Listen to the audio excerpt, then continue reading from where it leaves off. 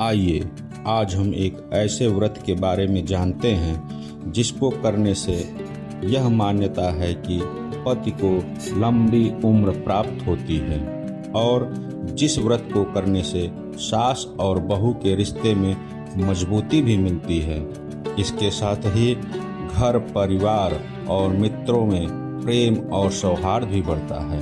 तो आइए जानते हैं कौन सा ये व्रत है और यह व्रत कब मनाया जाता है।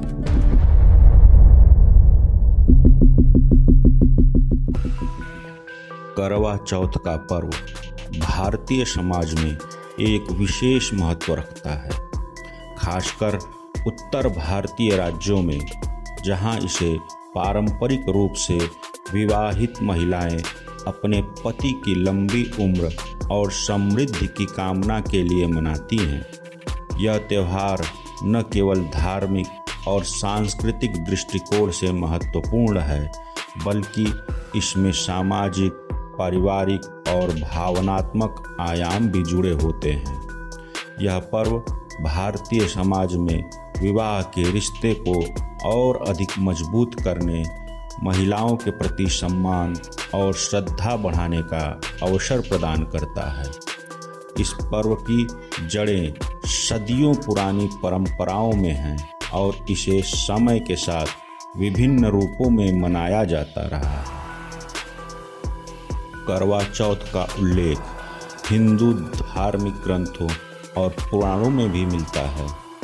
यह त्यौहार मुख्य रूप से कार्तिक मास के कृष्ण पक्ष की चतुर्थी को मनाया जाता है।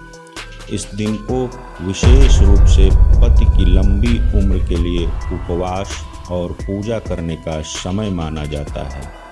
करवा चौथ की धार्मिक मान्यता यह है कि यह व्रत करने से पति पत्नी के बीच का रिश्ता मजबूत होता है और पति को दीर्घायु प्राप्त होती है। करवा चौथ की कई लोक कथाएं प्रचलित हैं, जिनमें से सबसे प्रसिद्ध कथा सावित्री और सत्यवान की है। इस कथा के अनुसार सावित्री ने अपने पति सत्यवान को यमराज से वापस पाने के लिए कठोर तपस्या की थी और अंततः अपनी दृढ़ता और भक्ति से उन्हें मृत्यु से बचा लिया था। इसी तरह की एक अन्य कथा वीरवती की है, जो एक समर्पित पत्नी थी। उसने अपने पति की लंबी आयु के लिए करवा चौथ का व्रत रखा था, लेकिन उसके भाइयों ने उसे भोजन करने के लिए प्रेरित किया, जिससे उसका व्रत टूट गया और उसके पति की मृत्यु हो गई। वीरवती ने भगवान से प्रार्थना की और अपनी भक्ति से अपने पति को पुनर्जीवित किया।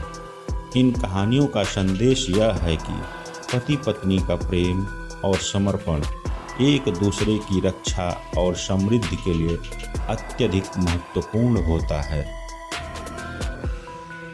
करवा चौथ की परंपराएं कई प्रकार की होती हैं, जो स्थान और समुदाय के अनुसार थोड़ी भिन्न हो सकती हैं, लेकिन अधिकांशतः रीति रिवाज समान ही होते हैं।